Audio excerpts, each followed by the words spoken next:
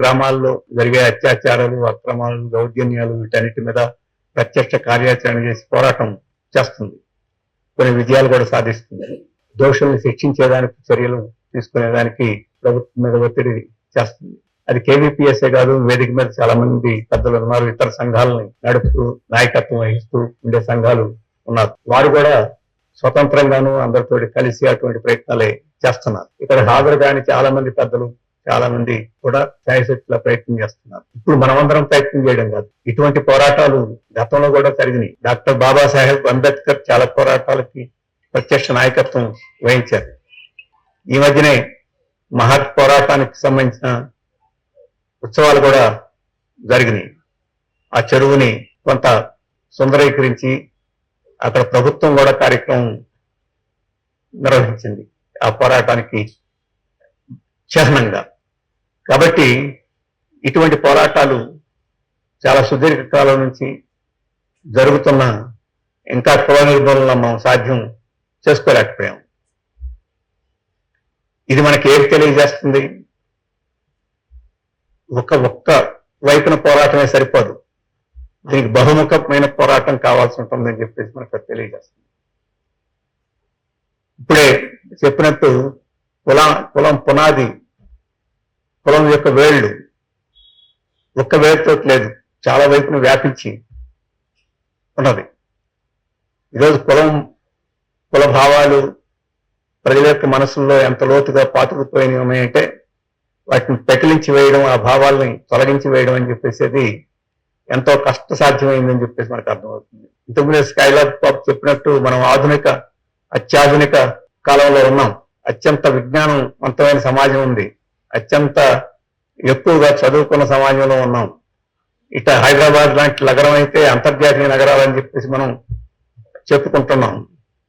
మరి ఇటువంటి నగరంలో కూడా అద్దెలకు ఇచ్చే చోట, వివాహాలు చేసుకునే చోట, అనేక చోట్ల ఇక్కడ కూడా కుల వివక్షను పాటించి కులం ఏమిటో కనుక్కొని వ్యవహరించే పరిస్థితులు మనకు కనపడుతున్నాయి. అంటే ఇంకా ఎంత దూరంలో ఉన్నాం మన కుల నిర్మూలనకు అని చెప్పి మనకి స్పష్టం అవుతుంది.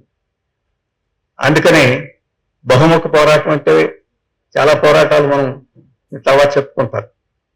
ఈ భావాలకు వ్యతిరేకంగా, కుల భావాలకు వ్యతిరేకంగా, కుల వ్యవస్థని సమర్థించే సిద్ధాంతాలకు వ్యతిరేకంగా మనం పోరాటం కూడా చేయాల్సిన అవసరం ఉంది.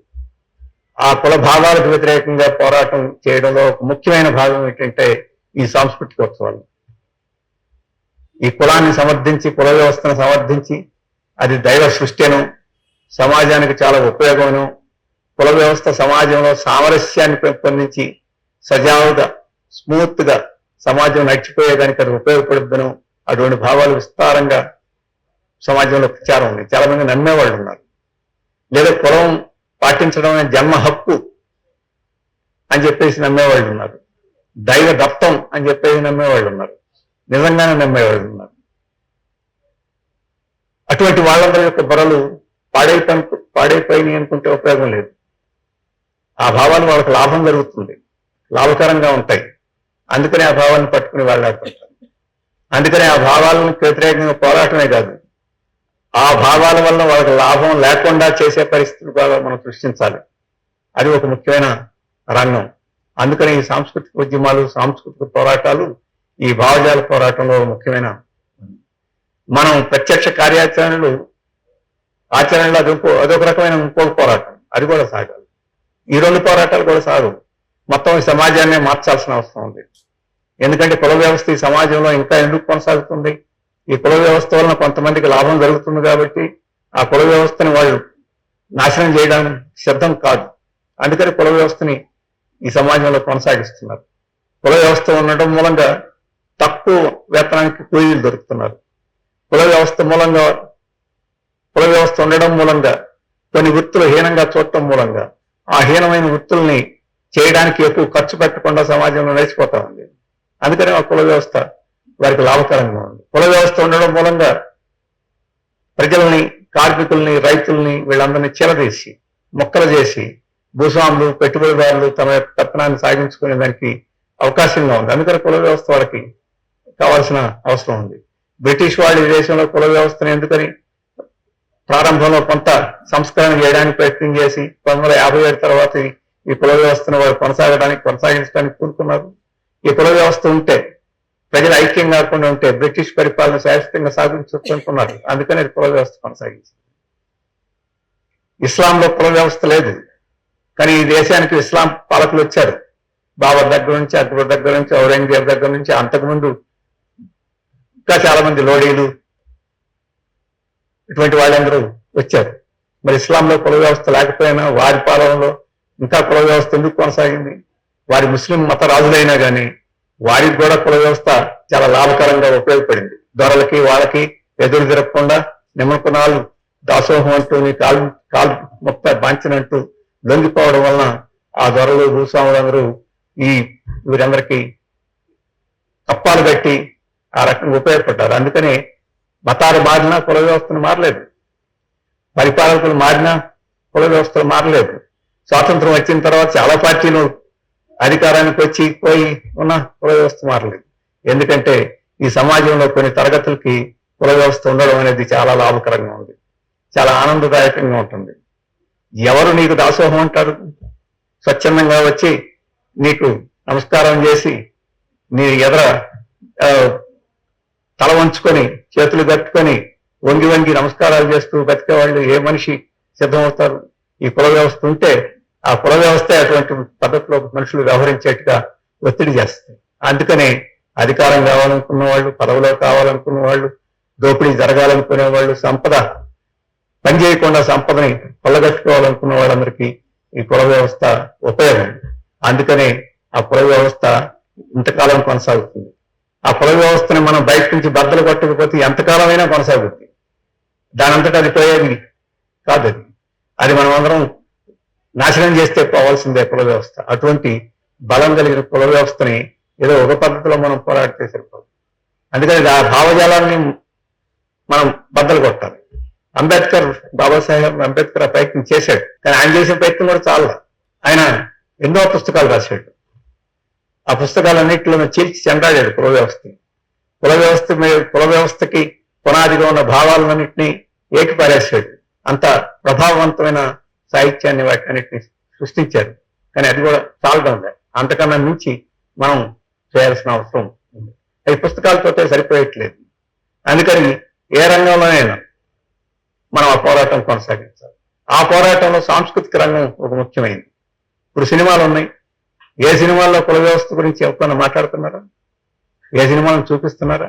ఇప్పుడిప్పుడు మలయాళంలో, తమిళంలో అక్కడక్కడ కొద్దిగా ఈ కుల వ్యవస్థ గురించి కొద్దిమంది దర్శకులు రంగంలోకి తీసుకొస్తున్నారు. కానీ రంగంలోకి తీసుకొచ్చిన సినిమాలను కూడా ప్రజలు చూడనివ్వడం లేదు, వాటికి అంత ప్రచారం ఇవ్వడం లేదు. అయినా ఆ రంగంలో అక్కడక్కడ కొంతమంది కొద్దిగా ఇప్పుడు కనపడుతుంది. కానీ మిగతా మీరు ఏ టీవీ చూడండి, ఏ సినిమా చూడండి, ఏ ప్లాట్ఫామ్ చూడండి, ఎక్కడైనా అసలు భారతదేశంలో ఈ కుల వ్యవస్థ అనేది ఒకటి ఉంది. ఈ కుల వ్యవస్థ మూలంగా ప్రజలు అణచివేయబడుతున్నారు, అవమానాలు పాలవుతున్నారు, ఎక్కట్లు పాలవుతున్నారని చెప్పి చూపించేదానికి, మాట్లాడేదానికి కూడా సిద్ధంగా పరిస్థితి సంస్కృతిలో ఉందంటే, అంటే సమాజంలో ఉండే రుగ్మతలను ఈ రకంగా కప్పిపెట్టి మూత వేసి బయటకు కనపడకుండా చేసి ఆ రకంగా దాని పట్ల యోగ్యత కలిగేదానికి అవకాశం లేకుండా చేసే సంస్కృతి మనం ఈరోజు చూస్తున్నాం. అది బట్టబయలు చేయాలి. అది బట్టబయలు ఎంత స్థాయిలో చేస్తే అంత చేయాలి. అందుకనే మన KVPS ఆంధ్రప్రదేశ్ కమిటీ వాళ్ళు ఒక చిన్న కులం మీద ప్రాచీన కాలం నుంచి ఇప్పుడు దాకా ఎవరెవరు ఏమేమి దాన్ని నిరసిస్తూ పాటలు రాశారు, పద్యాలు రాశారు, అటువంటి వాటిని సేకరించి ఒక పుస్తకం వేశారు. ఎంత కష్టపడి సేకరించినా ఒక పుస్తకానికి రాలేదు. ప్రేమ గురించి రాసిన కావ్యాలు, పుస్తకాలన్నీ వేయమంటే ఇది ఎంత ఒక పెద్ద ట్రక్ లోడ్లు అవుతాయి. లేకపోతే అధికారం గురించి, వాటి గురించి రాసిన పుస్తకాలు ఏమంటే ట్రక్ లోడ్స్ అవుతాయి. కానీ అంటుంది. అయినా ఆ వారసత్వాన్ని మనం, అటువంటి వారసత్వాన్ని ఎందుకు మనం తెలుసుకోవాలి అని చెప్పంటే, అటువంటి పెద్ద ఎత్తున ఈ సాంస్కృతిక రంగంలో మనం ముందుకు పోవాలి. దీన్నంతటినీ తిరస్కరించలేని, అంగీకరించాల్సిన స్థితిని సృష్టించాల్సిన అవసరం ఉంది. దానికే KVPS అనుకుంది ఏంటంటే, డాక్టర్ బాబాసాహెబ్ అంబేద్కర్ ని మనం స్మరించుకుంటాం ఏప్రిల్ 14వ తేదీన ప్రతి సంవత్సరం. మీరు మన ట్యాంక్ బండ్ దగ్గర చూస్తే ఆ రోజు చాలా పెద్ద టెంట్ ప్రభుత్వం వేస్తుంది. చాలా మంది అక్కడికి వస్తారు. అక్కడ మంచినీళ్ళు పంచేవాళ్ళు, చలివేంద్రం పెట్టేవాళ్ళు, పుస్తకాలు అమ్మేవాళ్ళు, రకరకాల వాళ్ళు ఉంటారు. ఇంకా ఇక్కడ తక్కువ. ఏప్రిల్ 14 ఢిల్లీ వెళ్తే పార్లమెంటు ముందు ఎటు చూసినా కూడా ఒక 400 స్టాల్స్ పెట్టుంటాయి. ఆ స్టాల్స్ లో ఉచిత అన్నం పెట్టేవాళ్ళు, భోజనం పెట్టేవాళ్ళు, మంచినీళ్ళు ఇచ్చేవాళ్ళు, కూల్ డ్రింక్స్ ఇచ్చేవాళ్ళు, వేసిన పుస్తకాలు అమ్మేవాళ్ళు, కరపత్రాలు పంచేవాళ్ళు, ఇవన్నీ అక్కడ ఉంటాయి. కానీ ఈ కుల వ్యవస్థ యొక్క మూలాలని బట్టబయలు చేసి దుర్మార్గాన్ని ఎండగట్టే కార్యక్రమాలు చాలా తక్కువగా. ఇంతకుముందు స్కైలాబ్ గారు చెప్పినట్టు కుల వ్యవస్థను ఎవరు వ్యతిరేకిస్తున్నారు, ఎవరు అనుకూలిస్తున్నారు, అంబేద్కర్ అంటే గౌరవం ఎవరికి, లేకపోతే అంబేద్కర్కి దండలేస్తే ఓట్లు వస్తాయి అనుకునే వాళ్ళు ఎవరు అని చెప్పేసి విచక్షణ మనకు కూడా అర్థం కాదు.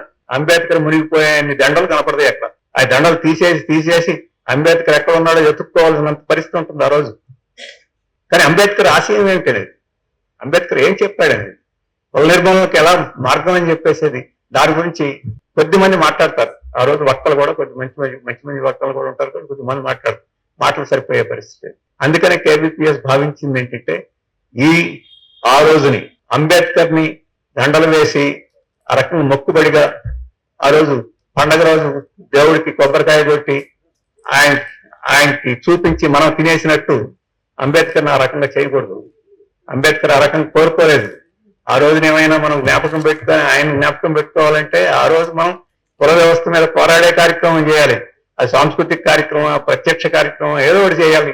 అట్లాంటి ఉంటేనే ఆయనకు నిజమైన నివాళని చెప్పేసి అనుకుని సాంస్కృతిక ఉత్సవాలు జరపాలండి. అది ఇప్పుడు ప్రారంభమైంది. అది నిరంతరం సాగాలి, రాబోయే కాలంలో కూడా సాగాలి. సాంస్కృతిక రంగంలో కూడా బలహీన వర్గాలే సంస్కృతికి పెట్టని కొట్టగా ఉన్నాయి.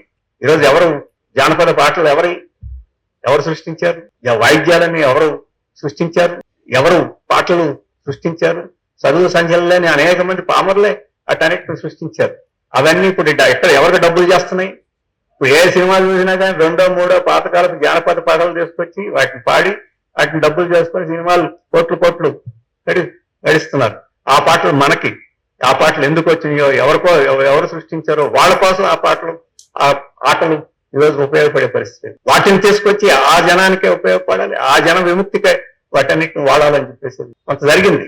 ఇంతకుముందు కమ్యూనిస్ట్ ఉద్యమం, ఆ తర్వాత నక్సలైట్లు, వీరందరూ అటువంటి పాటలను తీసుకుని సమానత్వం కోసం పాటలు రాసి, కమ్యూనిస్ట్ ఉద్యమాని కోసం పాటలు రాసి, కార్మికోద్యమాని కోసం ఆటలు ఈయన రాసి ముందుకు తీసుకొచ్చారు. ఆ రకం మంచి పని చేశారు. కానీ వాటిల్లో కూడా కుల వ్యతిరేకంగా, కుల తత్వానికి వ్యతిరేకంగా, కుల వ్యవస్థకు వ్యతిరేకంగా వాటన్నిటిని ముందుకు తీసుకురావడానికి వ్యతిరేకంగా జరిగింది చాలా స్వల్పం.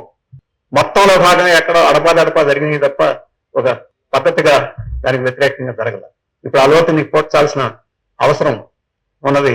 అందుకనే ఈ సాంస్కృతిక పోరాటాలు ఇంకా పెద్ద ఎత్తున విస్తృతంగా ఇట్లాంటి విజ్ఞాన కేంద్రంలో పెట్టుకోవడం కాదు, ఊరు జరగాలి, వాడ జరగాలి. మొత్తం ఆ తరగతులు ప్రజలందరూ పాల్గొవాలి. ఈ సాంస్కృతిక అభిలాష, ఆ తపన కొత్తది కాదు బలహీన వర్గాలకి. వాళ్ళకి ఈ ఆటలే ఉపశమనం. రోజంతా చాకరీ చేసి, రోజంతా అవమానాలు పాలైపోయి, రోజంతా అణిచివేతకు గురైన వాళ్ళు ఇంటికి వస్తే ఇట్లాంటి ఆటలో ఇది తప్ప వాళ్ళకి ఇంకో మార్గం లేదు. అందుకనే ఈ తరగతుల్లోనే ఎక్కువ సాంస్కృతిక అవన్నీ ఎందుకు పుడతాయి అంటే అదే వాళ్ళకి ఆలంబన, అదే ఆ రోజు సంతోషం, ఆ రోజు ఇవన్నీ మర్చిపోవడానికి ఒక మార్గంగా ఉండేది. అందుకని ప్రతి కులంలోనూ ఒక బృందం, సాంస్కృతిక బృందం ఎందుకు అభివృద్ధి అయింది? ఇదే కారణం. అది ఈరోజు వ్యాపారం వాడుకుంటుంది. అది వ్యాపారానికి వాడకూడదు, ప్రజలకి వాడాలి. లేదు వ్యాపారాన్ని వాడుకోవడాన్ని మనం ఈరోజు దాన్ని నిరోధించలేకపోవచ్చు. కానీ ఆ కళలన్నింటినీ మనం ప్రజల కోసం వాడుకునేదానికి ముందుకు రావాల్సింది. ఆ కృషిని చేయాలని చెప్పేసి ఈ సందర్భంగా కోరుతున్నాను.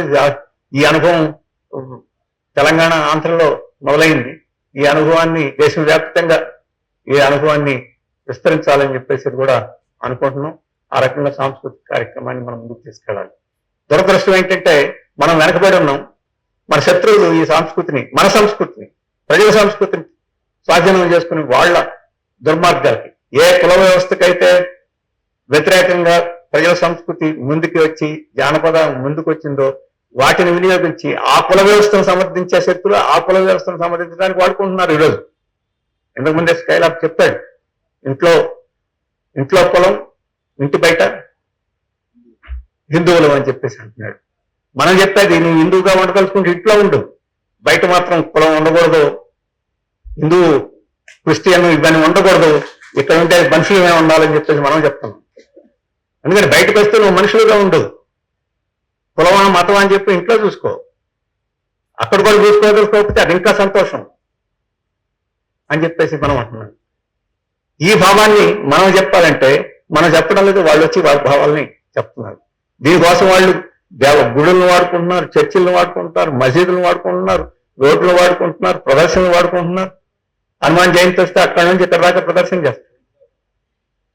ఇవాళ ఎక్కడ పేపర్లో చూసిన హనుమంతుడంతా నిజాయితీపరుడైనా ఏదో కాదు, హనుమంతుడికి ఏం పేరు? హనుమంతుడు దేవుడికి నమ్మిన బంటు. మీరు అన్నట్టుగా హనుమంతుడు పేరేంటంటే నమ్మిన బంటు. మనం అందరం ఈ కుల వ్యవస్థలో నమ్మిన బంటులు. కాబట్టి మనం నమ్మిన బంటులుగా ఉండడం అని చెప్పేసి ఒక గొప్ప విషయం. హనుమంతుడి నుంచి మేము నేర్చుకోవాల్సింది నమ్మిన బంటుగా ఉండడమే మీరు నేర్చుకోవాల్సిందని చెప్పేసి వాళ్ళు మనకి చెప్తున్నారు. హనుమంతుడి నుంచి నమ్మిన బంట మనం నేర్చుకోవాల్సింది. అదేదో ఒక నాటకంలా ఉంది. హనుమంతుడు సీతమ్మ దాడ పద్యం మీరు చదివితే కవి రాశాడు అనుకోండి, హనుమంతుడికి ఆ ఐడియా వచ్చిందో లేదు, కానీ ఈ కవికి ఐడియా వచ్చింది. అంటే రాముడిని వ్యతిరేకిస్తూ విమర్శిస్తూ రాస్తున్న ఒక పద్యం. కాబట్టి మతాన్ని అలాగే పామర దేవుళ్ళని జాతరలని వీటన్నిటిని కూడా ఈరోజు ఆర్ఎస్ఎస్ సాంస్కృతిక రూపంలో ఈరోజు వాడుకునే ప్రయత్నం చేస్తుంది. ప్రతి సినిమాలోనూ అది చూపిస్తారు, ఆ సినిమాలు అన్ని చూస్తే అంతిమంగా చూస్తే ఆర్ఎస్ఎస్ సిద్ధాంతం ఉన్నట్లు కనపడదు, కుల వ్యవస్థను సమర్థించే సిద్ధాంతం కనపడదు. మనం అందరం హిందువులు, కులం గురించి మర్చిపోండి, కులం గురించి ఏం మర్చిపోండి అని చెప్తుంది. వాడు చెప్పే సిద్ధాంతం ఏంటి? కుల సమరసత.